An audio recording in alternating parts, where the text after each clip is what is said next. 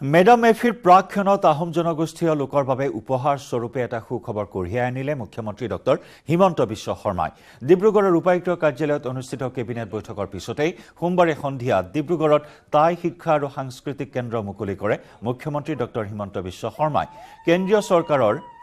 NEC আঁচনিৰ অধীনত ডিব্ৰুগড়ৰ বৈৰাগী মঠত ৩.৩৩ কোটি টকা ব্যয় সাপেক্ষে নিৰ্মাণ কৰা হৈছে টাই শিক্ষা আৰু সাংস্কৃতিক কেন্দ্ৰ ভৱন।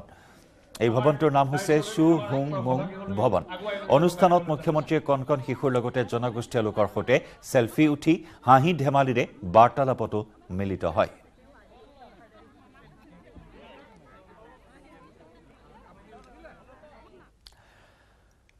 আজি কাব্য ঋষি জ্ঞানপীঠ বঁটা বিজয়ী নীলমণি ফুকনৰ আদ্য শ্ৰাদ্ধ। মালিগাঁৱৰ বাসগৃহত আদ্য শ্ৰাদ্ধৰ আয়োজন। আৰু এই আদ্য শ্ৰাদ্ধৰ পিছতে বহু চৰ্চিত বন্ধ খামৰ চিঠি খোল খোৱাৰ সম্ভাৱনা আছে। লেখক বিশিষ্ট সাংবাদিক নিত্য বৰাৰ হাতত আছে বিশেষ চিঠিখন। নীলমণি ফুকনৰ বিয়োগৰ পিছতে সংবাদমেলযোগে চিঠিখন খোলাৰ কথা আছিল, কিন্তু পৰিয়ালৰ অনুৰোধত আদ্য শ্ৰাদ্ধৰ পূৰ্বে বন্ধ খামটো খোলাৰ পৰা বিৰত থাকিল নিত্য বৰা। আজি আদ্য শ্ৰাদ্ধৰ পিছত অচিৰেই এই বহু চৰ্চিত বন্ধ খাম খোল খোৱাৰ সম্ভাৱনা আছে।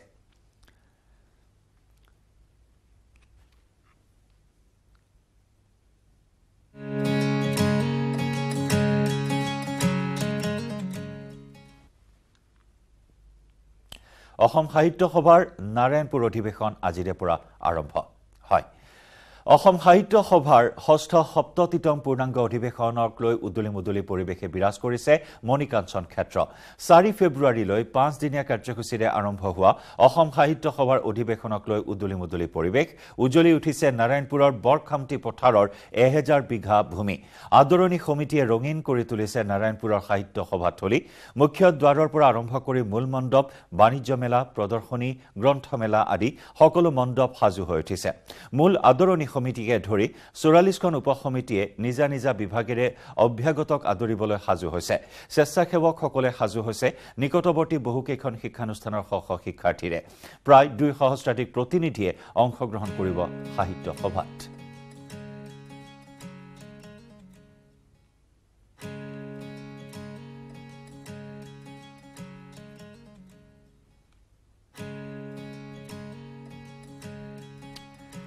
পাঁচদিনীয়া কাৰ্যসূচীৰে অসম সাহিত্য সভাৰ 76 সংখ্যক অধিৱেশন ইতিমধ্যেই প্ৰস্তুতি সম্পূৰ্ণ হৈ উঠিছে। আমি প্ৰস্তুতি পৰ্ব দেখুৱাই আহিছিলোঁ। আজি সম্পূৰ্ণৰূপে সাজু হৈ উঠিছে অভ্যাগতসকলক আদৰিবলৈ। 2 সহস্ৰাধিক লোকৰ সমাগম ঘটিব সাহিত্য সভাৰ বিভিন্ন কাৰ্যসূচীলৈ। ইতিমধ্যে প্ৰতিটো মণ্ডপে সাজু হৈ উঠিছে। সাহিত্য সাধনাৰ লগতে এক আধ্যাত্মিক পৰিৱেশে বিৰাজ কৰিব। ভাওনা প্ৰদৰ্শন কৰা হ'ব। আমি পোনপটীয়া সম্প্ৰচাৰত সংযুক্ত হৈছোঁ আমাৰ লখিমপুৰৰ সাংবাদিক সঞ্জীৱ লাহনৰ সৈতে। সঞ্জীৱ আছে এইখিনি মুহূৰ্তত মণিকাঞ্চন ক্ষেত্ৰত। সঞ্জীৱ, আমি সামগ্ৰিকভাৱে পৰিৱেশ চাব বিচাৰিম আপোনাৰ জৰিয়তে। আমি দেখুৱাব বিচাৰিম আমাৰ দৰ্শকসকলক 76 সংখ্যক সাহিত্য সভাৰ যি অধিৱেশন, এই অধিৱেশনৰ কেনেকুৱা ধৰণৰ আজি কাৰ্যসূচী আছে আপোনাৰ পৰা আমি জানিব বিচাৰিম। হয় জয়ন্ত, চাওক আজি 9 বজাৰ পৰা মূল কাৰ্যসূচী আৰম্ভ হ'ব। 9 বজাত আপুনি ইতিমধ্যে উল্লেখ কৰিছে আৰম্ভণিতে যে সাহিত্যৰ যি সাহিত্য চৰ্চাৰ লগতে এই মণিকাঞ্চন ক্ষেত্ৰত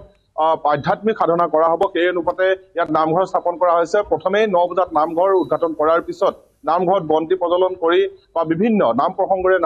নামঘৰ উদ্বোধন কৰাৰ পিছত মেডামেফি উদযাপন কৰা হ'ব এই মণিকাঞ্চন ক্ষেত্ৰত। আৰু তাৰ পিছৰ পৰা সাহিত্য সভাৰ এই ষষ্ঠ সপ্ততিতম অধিৱেশনখনৰ মূল কাৰ্যসূচী আৰম্ভ হ'ব। মই বৰ্তমান উপস্থিত আছো মূল প্ৰৱেশদ্বাৰৰ কাষত। চাওক খুব সুন্দৰকৈ সজাই পৰাই তুলিছে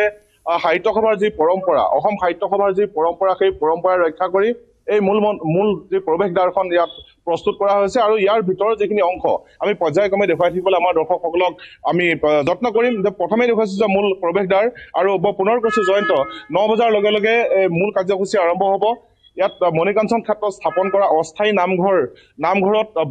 বন্তি প্ৰজ্বলন আৰু নাম কীৰ্তনেৰে যেতিয়া নামঘৰ উদ্বোধন কৰিব, তাৰ পিছতে মেডামেফি উদযাপন কৰিব। মেডামেফি উদযাপন কৰাৰ পিছতে এই মূল কাৰ্যসূচী আৰম্ভ হ'ব। আৰু আজিৰ দিনটোৰ ভিতৰত প্ৰদৰ্শনী দ্বাৰ উন্মোচন, শিবিৰ মুকলি,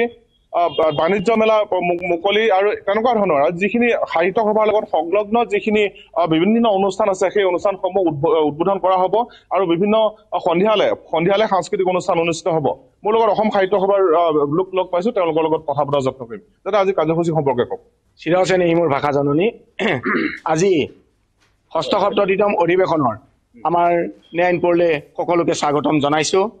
আমাৰ প্ৰথম কাৰ্যসূচী 12 জনা বৈষ্ণৱ আতাৰ যিহেতু জন্মস্থান আমি নামঘৰৰ জৰিয়তে আধ্যাত্মিকতাভাৱে খন্তেক সময়ৰ পিছতেই আমাৰ মূল কাৰ্যসূচী আৰম্ভ কৰিম তাৰ পাছতেই আজি অসমৰ আহোম সম্প্ৰদায়ৰ যিহেতু মেডাম মেফিৰ এক বৃহত্তৰ কাৰ্যসূচী আমাৰ ৰখা হৈছে তাৰ বাবে সকলো জাতি জনগোষ্ঠীৰ মানুহ ইয়ালৈ আমি আমন্ত্ৰণ জনোৱা হৈছে মেডাম মেফিৰ যিখিনি পৰম্পৰা নীতি নিয়ম আমি কথাও পাতো আৰু আমাৰ পৰিৱেশত দেখুৱাই থাকিম আমাৰ সেই গোটেইখিনি আমি কৰিবলৈ চেষ্টা কৰা হৈছে তাৰ পিছত আমাৰ মূল তোৰণ উদ্ঘাটন কৰা হ'ব মূল তোৰণ উদ্ঘাটন কৰাৰ পাছতেই আমাৰ ক্ৰমান্বয়ে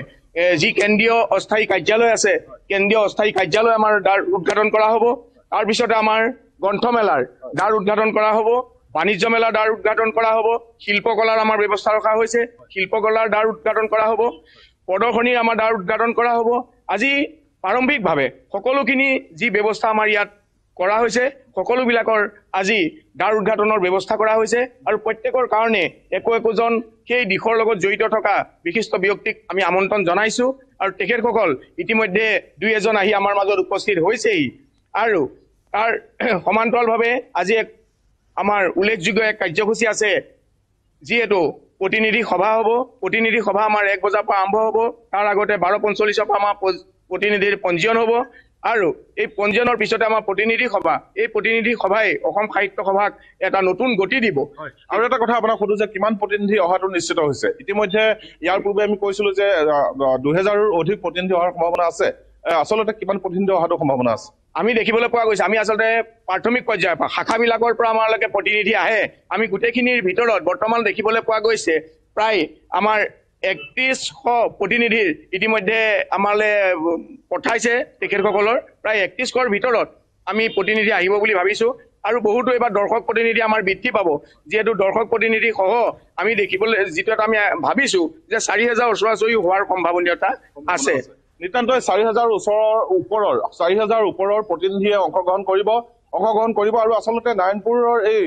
যি ষষ্ঠ সপ্ততিতম অধিৱেশনখন অতি সুন্দৰ হৈ পৰিব বুলি সৰ্বাংগ সুন্দৰ হৈ পৰিব বুলি অসম সাহিত্য সভা তৰফৰ পৰা আশা কৰা হৈছে আৰু সেই অনুপাতে আয়োজকসকলে যেনেদৰে চেষ্টা কৰিছিলে যে 1000 বিঘা ভূমিত বিভিন্ন কাৰ্যসূচীৰ যি সুদৃশ্য মণ্ডপ সেই মণ্ডপসমূহ প্ৰস্তুত কৰি তুলিছে যি স্বেচ্ছাসেৱক আছে আৰু কেইবা হাজাৰ স্বেচ্ছাসেৱকে অতিথিসকলক আপ্যায়নৰ কাৰণে বা প্ৰতিনিধিসকলক পথ প্ৰদৰ্শন কৰিবৰ কাৰণে বিভিন্ন ক্ষেত্ৰত আপ্যায়ন কৰিবৰ কাৰণে সাজু হৈ আছে জাতি কাষতে থকা যিসমূহ বিদ্যালয় মহাবিদ্যালয়ৰ ছাত্ৰ ছাত্ৰী আছে সকলোকে প্ৰায় এসপ্তাহ ধৰি প্ৰশিক্ষণ দিয়া হৈছে তাৰ উপৰিও NSS কেডাৰসকল আছে NCC কেডাৰসকল আছে সকলো সাজু হৈ আছে মণিকাঞ্চন ক্ষেত্ৰত যে অতিথি আহিলে তেওঁলোকক যাতে কোনো ধৰণৰ অসুবিধা নহয় পথ যাতায়াতৰ পৰা আৰম্ভ কৰি তেওঁলোকে শিবিৰ বিচাৰি যাতে হাবাধুবি খাব নালাগে সকলোখিনি স্বেচ্ছাসেৱক ইতিমধ্যে প্ৰস্তুত হৈ আছে মাত্ৰ কেইটামান ক্ষণ বাকী কেইটামান ক্ষণৰ পিছত এই ষষ্ঠ সপ্ততিতম যি অধিৱেশনৰ মূল কাৰ্যসূচী আৰম্ভ হ'ব ঠিক 9 বজাৰ লগে লগে নামঘৰৰ যেতিয়া দ্বাৰ উদ্ঘাটন হ'ব নামঘৰ উদ্বোধন হ'ব তাৰ পিছৰ পৰাই এই অধিৱেশনখনৰ মূল কাৰ্যসূচী আৰম্ভ হ'ব জয়ন্ত হয় ধন্যবাদ সঞ্জীৱ ধন্যবাদ জ্ঞাপন কৰিছো আপোনাক আৰু আপোনাৰ জৰিয়তে আমি দৰ্শকসকলক দেখুৱাই যাম সাহিত্য সভাৰ প্ৰতিটো কাৰ্যসূচীৰ পোনপটীয়া সম্প্ৰচাৰ আৰু এনেদৰে মণিকাঞ্চন ক্ষেত্ৰ এই মুহূৰ্তত উখল মাখল পৰিৱেশ উদুলি মুদুলি পৰিৱেশে বিৰাজ কৰিছে কেইবাটাও কাৰ্যসূচী আছে নামঘৰ উদ্বোধন কৰা হ'ব গ্ৰন্থমেলাৰ দ্বাৰ মুকলি কৰা হ'ব প্ৰদৰ্শনীৰ দ্বাৰ মুকলি কৰা হ'ব মুঠৰ ওপৰত এই 5 দিনীয়া কাৰ্যসূচীত কেইবা সহস্ৰাধিক অভ্যাগতৰ আগমন ঘটিব সাহিত্য সভালৈ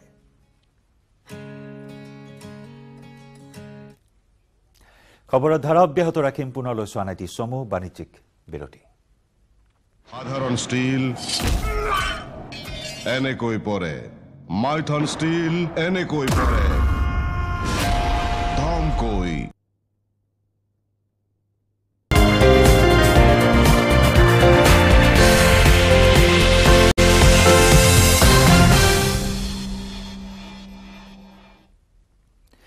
গুৱাহাটী G20 সন্মিলনৰ প্ৰস্তুতি তুংগত G20 বৈঠকৰ বাবে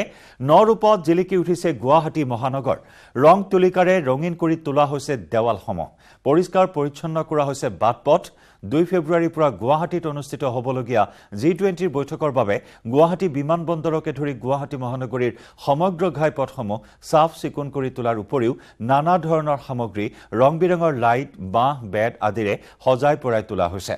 বিশ্বৰ 20খন আগশাৰী দেশৰ প্ৰতিনিধি অংশগ্ৰহণ কৰিব এই বৈঠকত দেশৰ বিভিন্ন স্থানৰ লগতে গুৱাহাটী আৰু ডিব্ৰুগড়ত হ'ব 5খনকৈ বৈঠক বিদেশী অতিথিক আদৰিবলৈ সাজু হৈছে গুৱাহাটী মহানগৰী ইতিমধ্যে গুৱাহাটীত উপস্থিত হৈছে কেইবাগৰাকীও বিদেশী প্ৰতিনিধি